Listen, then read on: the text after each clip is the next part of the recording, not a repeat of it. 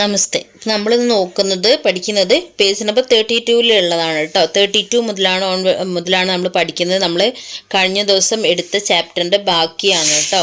Jis ഡൽഹിമേ may രഹ്താ who എന്നുള്ള Mirza ഗാലിബിൻ്റെ diary, അത് നമ്മൾ കംപ്ലീറ്റ് ചെയ്തിട്ടില്ല. അപ്പോൾ അതിൻ്റെ ബാക്കിയാണ് നമ്മൾ ഇന്ന് നോക്കുന്നത്.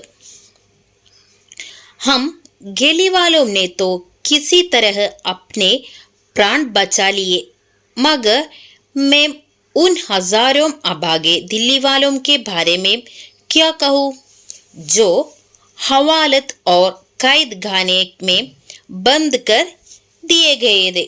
ഹം കേലിവാലോ, അതായത് കഴിഞ്ഞ ദിവസം ക്ലാസ് എടുത്തപ്പോൾ ഞാൻ പറഞ്ഞിട്ടുണ്ടായിരുന്നു, ഇവരെ നമ്മുടെ ബിർസ ഗാലിബിനെയും പിന്നെ വീടിൻ്റെ അടുത്തുള്ള ആളുകളെയും കുട്ടികളെയും വീട്ടിൽ ജോലി ചെയ്യുന്ന ആളുകളെയൊക്കെ എന്താണ് ബ്രിട്ടീഷുകാരെ അറസ്റ്റ് ചെയ്ത് കൊണ്ടുപോയിരുന്നു എന്ന് ഞാൻ പറയാം. അപ്പോൾ അവരെ മോചിതരാക്കിയത് എങ്ങനെയാണ്? ഇവരൊക്കെ കവിത എഴുതുന്ന ആളുകളാണെന്ന് പറഞ്ഞിട്ടാണ് മോചിതരാക്കിയത്.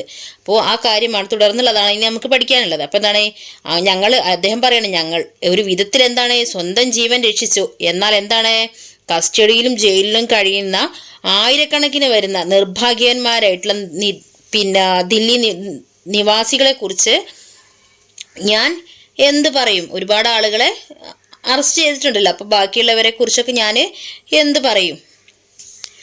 ജയിൽ ഷഹദ് സെ ബാഹർ ദി और ഹവാലത്ത് ദില്ലി കെ ഭീത്തർ, അതായത് എന്താണ് ജയിൽ പട്ടണത്തിന് വെളിയിലും തടവറ പട്ടണത്തിന് അകത്തും ആയിരുന്നു. इन दोनों ही जगहों में बेशुमार बेगुनाहों के को डूम्स कर भर दिया गया था. इस कदर भर दिया गया कि लगता था आदमी के भीतर आत्मी समाया जा रहा हो. എന്താണ് ഈ രണ്ടിടത്തും എന്താണ് അസംഖ്യം നിരപരാധികളെ ഒരാളുടെ ഉള്ളിൽ മറ്റൊരാളെ എന്ന് തോന്നിക്കുന്ന വിധത്തിലാണ് എന്ത് കുത്തി നിറച്ചിട്ടുണ്ടായിരുന്നത്. അങ്ങനെ അത്രയും ആളുകളായിരുന്നു എന്നാണ് പറയുന്നത്. സാംസ് ലേനെ മേ ഭി ദിക്കത്ത് ഹോ രഹി ദി, എന്താണ് ശ്വാസം എന്നാണ്. അപ്പോൾ ശ്വാസം എന്നെടുക്കാൻ പോലും കഴിയാത്ത വിധത്തിൽ അത്രയും അങ്ങോട്ട് എന്താണ് തിങ്ങി നിറഞ്ഞിരിക്കുകയായിരുന്നു. इन दोनों ही कैद खानों के बंदियों को बाद में फांसी दे दी गई. എന്താണ് പറഞ്ഞത്? നമ്മുടെ ഇതിൽ പറഞ്ഞത് അത്രയും ആളുകൾ തിങ്ങുന്നത്. അപ്പോൾ ഈ രണ്ട് തടവറയിലെയും എന്താണ് ബന്ദികളെ പിന്നീട് എന്താണ് വധശിക്ഷയ്ക്ക് വിധേയരാക്കി എന്നാണ്. ബന്ദിയോം കോ ബാദ് മേ ഫാംസി ദേ ദി. അപ്പോൾ എന്താണ് ഇവരെ എന്ത് ചെയ്തു? വധശിക്ഷയ്ക്ക് വിധിച്ചു. നെഹി മാലൂം कितने लाख लोग मार डाले गए, नहीं मालूम कितने लाख लोग मार डाले गए. അപ്പം എന്താണ് എത്ര ലക്ഷം പേര് കൊല്ലപ്പെടുകയുണ്ടായി എന്ന് അറിയില്ല. അപ്പം അത്രയും ആളുകൾ ഉണ്ടായിരുന്നു നമ്മുടെ ജയിലിൽ, അത്രയും തിങ്ങി നിറഞ്ഞിരിക്കുകയായിരുന്നു. അപ്പോൾ എത്ര ആളുകൾ വധശിക്ഷയ്ക്ക് വിധിച്ചിട്ടുണ്ട് ആളുകൾ, അപ്പം എത്ര ആളുകൾ മരിച്ചു എന്നുള്ളത് പോലും അറിയില്ല എന്നാണ് പറയുന്നത്.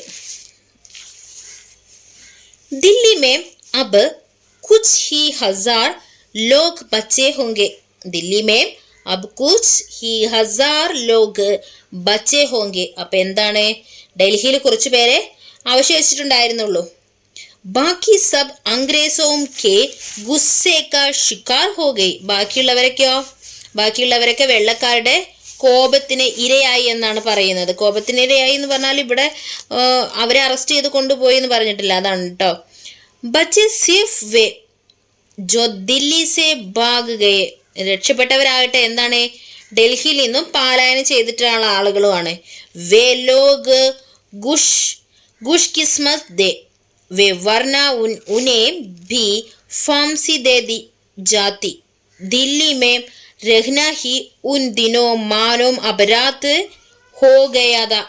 അക്കാലത്ത് എന്താണ് ദില്ലിയിൽ താമസിക്കുന്നത് തന്നെ എന്തായിരുന്നു, പിന്നെ ഇതിലുള്ള അല്ലായിരുന്നെങ്കിൽ എന്താണ് ഇവിടെ ആളുകളെ എന്താണ് വേ ലോഗ് ഗുഷ് കിസ്മത്ത് ദേ, എന്താണ് പലായനം ചെയ്തിട്ടാണ് അവരെന്താണ് ഭാഗ്യമുള്ളവരായിരുന്നു. അല്ലായിരുന്നെങ്കിൽ എന്താണ് അവരും തൂക്കിലേറ്റപ്പെടുമായിരുന്നു. പിന്നെയാണ് അക്കാലത്ത് ദില്ലി മേ രഹ്ന ഹി ഉൻ ദിനോ, എന്താണ് അക്കാലത്ത് ദില്ലിയിൽ താമസിക്കുന്നത് തന്നെ എന്താണ് അപരാധമായിരുന്നത് പോലെയാണ് എന്നാണ് പറഞ്ഞിരിക്കുന്നത് നമ്മുടെ മിർസ ഗാലിബ് പറയുന്നത്. मेरी पहचान का बिस्ती दी ചിരാഗലി. എന്താണ്? മേരി പഹ്ചാൻ കാ ബിസ്തി ദ ചിരാഗലി. അപ്പൊ എൻ്റെ ഒരു പരിചയക്കാരനായിരുന്നു, ഒരു ആളുണ്ടായിരുന്നു, അപ്പൊ അയാളുടെ പേര് ചിരാഗലി. ബേഹദ് എൻ്റെ പരിചയക്കാരായിട്ടുള്ള ഒരു ചുമട്ടുകാരനായിരുന്നു, അപ്പൊ അയാളെ പേരാണ് ചിരാഗലി. അപ്പൊ ബേഹദ് സീത ആത്മി. അയാള് എന്താണ്? വളരെ സത്യസന്ധനായിട്ടുള്ള ഒരു മനുഷ്യനായിരുന്നു. रोज सुबह शाम नहर का पानी अपनी मश्क में भरता और अल्लाह के गुण गाता हुआ सड़कों को सींचा करता. അതായത് എന്ന് രാവിലെ വൈകുന്നേരം തോട്ടിൽ നിന്നും എന്താണ് ഒരു തുകൽ സഞ്ചിയിൽ വെള്ളം നിറച്ചിട്ട് അദ്ദേഹം എന്ത് ചെയ്യും? അള്ളാഹുവിൻ്റെ നന്മകളൊക്കെ പാടിക്കൊണ്ട് റോഡുകളൊക്കെ കഴുകി ഇങ്ങനെ വൃത്തിയാക്കും എന്നും രാവിലെയും വൈകുന്നേരം.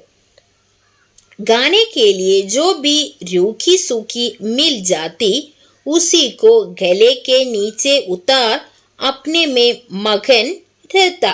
അപ്പൊ കഴിക്കാനൊക്കെ എന്തെങ്കിലും കിട്ടിയാൽ അത് കഴിച്ച് വീണ്ടും എന്താ ചെയ്യുന്നത്? സ്വന്തം ജോലിയിൽ മുഴുകും. गाने के एक रोज दिल्ली के बड़े हाकिम हडसन साहब जब सड़क से अपने घोड़े पर सवार होकर निकल रहे थे ചിരാഗലി സടക്ക് സീഞ്ച് രഹാദ.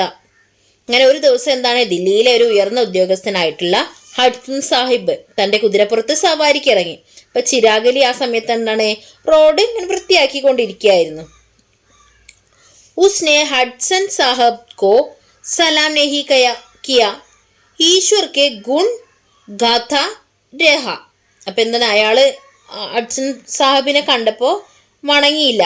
അപ്പോൾ അയാൾ ആ സമയത്ത് എന്താണ്? അദ്ദേഹം ചെയ്തുകൊണ്ടിരിക്കുന്ന ജോലിയും ചെയ്തു, പിന്നെ ഈശ്വരൻ്റെ നാമവും ചൊല്ലി എന്നാണ്. ഈശ്വർക്ക് ഗുൺ, ആ നേരത്തെ പറഞ്ഞിട്ടുണ്ടായിരുന്ന അള്ളാഹുവിൻ്റെ ആ വരികൾ ചൊല്ലി എന്നാണ് പറയുന്നത്.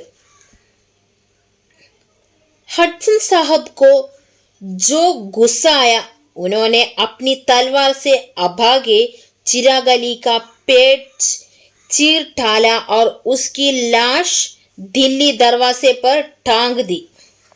അപ്പോൾ കുപിതനായി മീൻസ് ദേഷ്യം വന്നതെന്നൊക്കെയാണ് കേട്ടോ. അപ്പോൾ ദേഷ്യം പിടിച്ചിട്ട് എന്നൊക്കെ പറയില്ല നമ്മൾ, അതാണ് കേട്ടോ. കുപിതനായി അയാൾ എന്താണ്? തൻ്റെ വാളുകൊണ്ട് ആ നിർഭാഗ്യവനായിട്ടുള്ള ചിരാഗലിയുടെ വയറ് പിളർന്നു. എന്നിട്ടോ ആ ശവശരീരം എന്താണ്? ദില്ലിയുടെ കവാടത്തിൽ കെട്ടിത്തൂക്കി എന്നാണ്.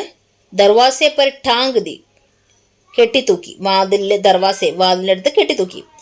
ഇൻ ഹിം ഹഡ്സൺ സാഹബിനെ ബാദ്ഷാഹ് ബഹാദൂർ ഷാ जफर के दोनों बेटों शाहजादा फजल और मिर्जा अबू बकर का भी गून कर उनके सिर दिल्ली दरवाजे पर लटका दिए. എന്നിട്ടോ അദ്ദേഹത്തിന് ശേഷം ദില്ലിയുടെ കവാടത്തിൽ കെട്ടിത്തൂക്കിയത്. അതിനുശേഷം ചക്രവർത്തി ബഹദൂർ ഷാ ജഫറിന്റെ ഷാഹജാദ ഫസൽ പിന്നെ മിർജ അബൂബക്കർ എന്നീ രണ്ട് മക്കളുടെയും എന്ത് ചെയ്തു? തല വെട്ടിയിട്ട് ദില്ലിയുടെ കവാടത്തിൽ കെട്ടിത്തൂക്കി. ഇത് എന്താണ്?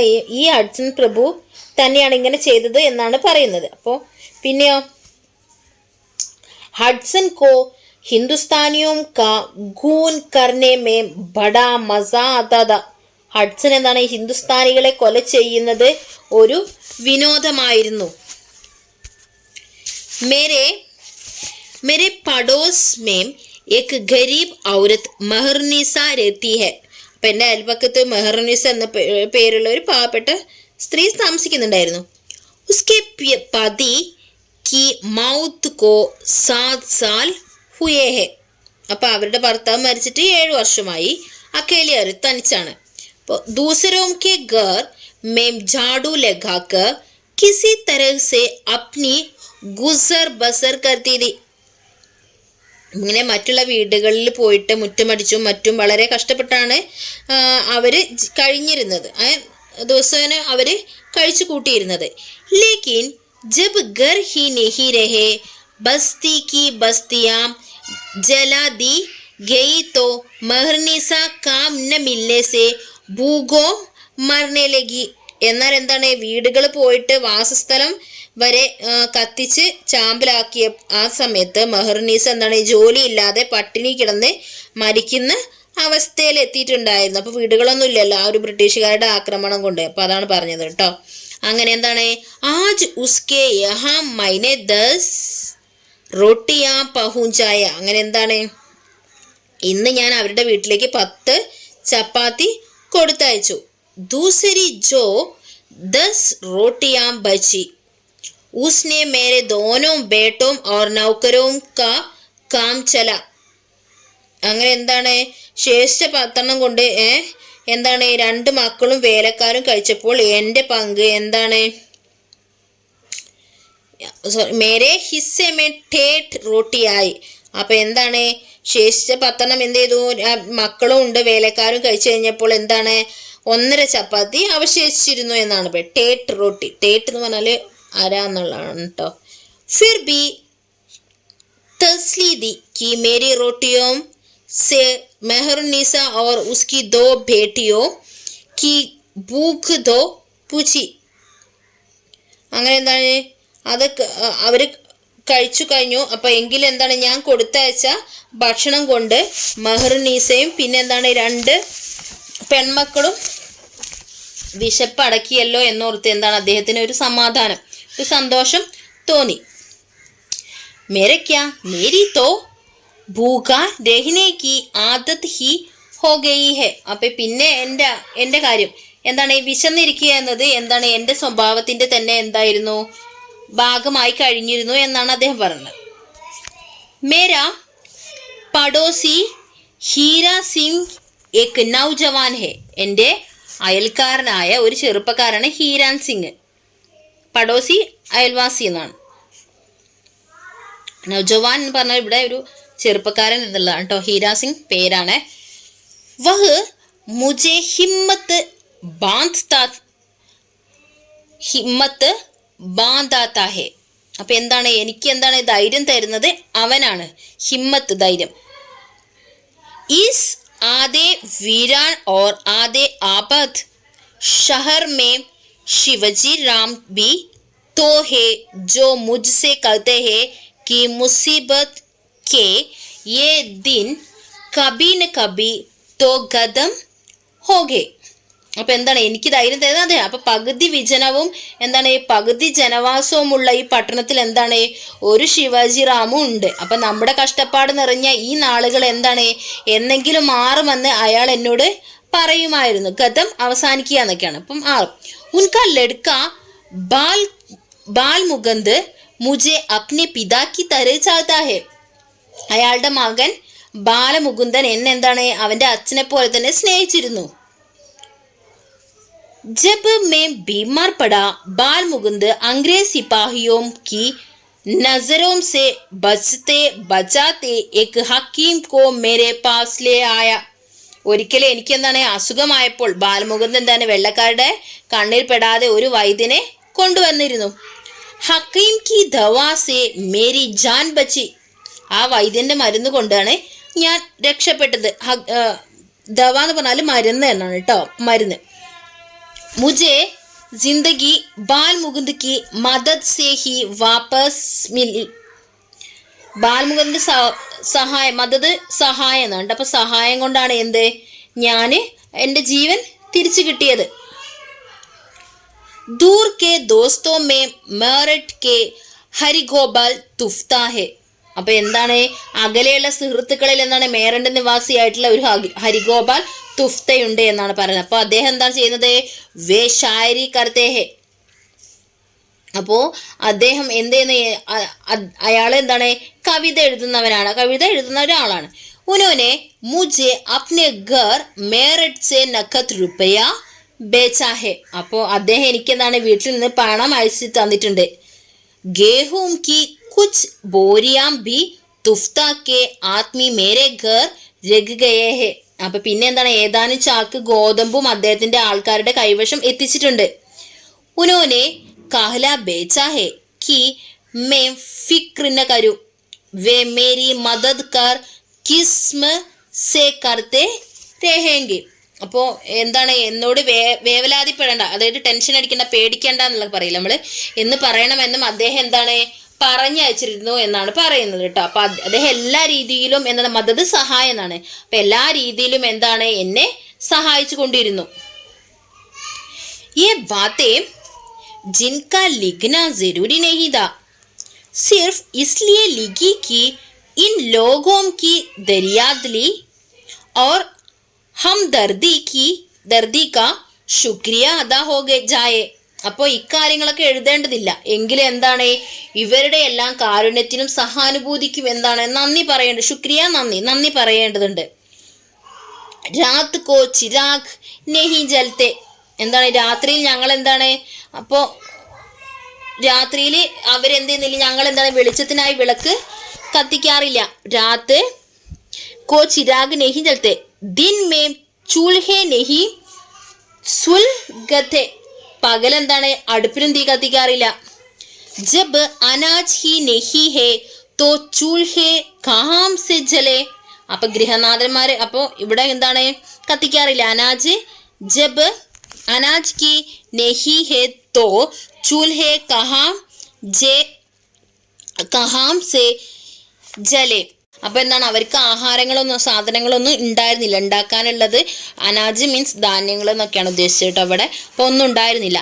മക്കാനോം കെ മാലിക് മാർ ഠാലേ ഗയേ ഹേ, അപ്പൊ എന്താണ് ഗൃഹനാഥന്മാരെല്ലാരും എന്താണ് കൊല്ലപ്പെട്ടു. വേ ഹോത്തെ തോ ഗരോ മേം ഗല്ല പാനി ആത്ത, അപ്പൊ എന്താണ് വീടുകളിലൊക്കെ എന്താണ് വെള്ളവും ആഹാര സാധനങ്ങളും ഒക്കെ വരുമായിരുന്നു.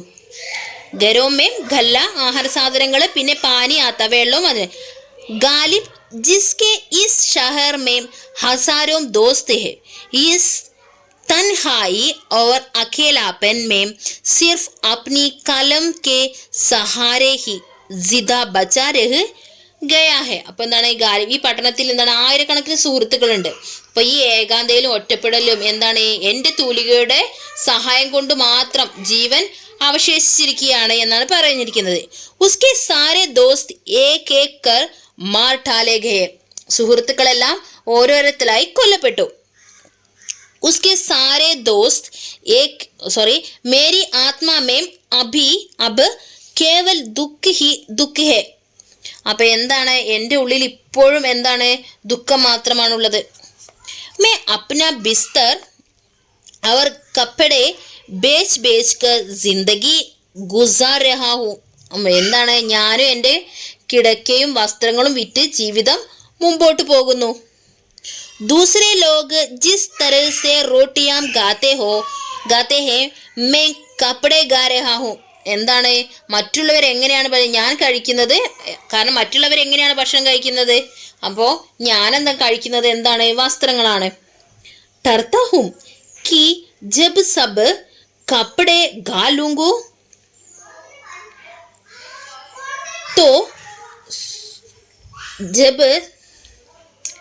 डरता हूँ कि जब सब कपड़े गा लूंगा तो नंगा ही भूखा मर जाऊंगा. അപ്പൊ എന്താണ് ഈ വസ്ത്രങ്ങളെല്ലാം തീർന്നു കഴിയുമ്പോൾ നഗ്നയായി വിശന്ന് മരിക്കേണ്ടി വരുമോ എന്നോർത്ത് ഞാൻ എന്താണ് ഭയപ്പെടുന്നു.